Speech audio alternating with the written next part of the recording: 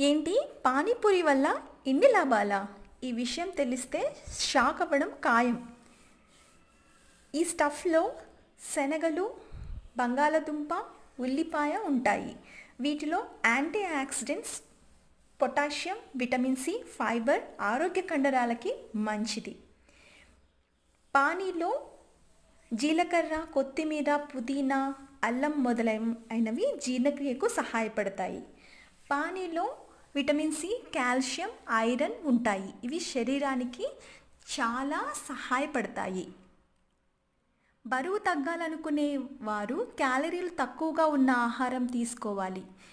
పానీపూరి దీనికి సరైన ఎంపిక.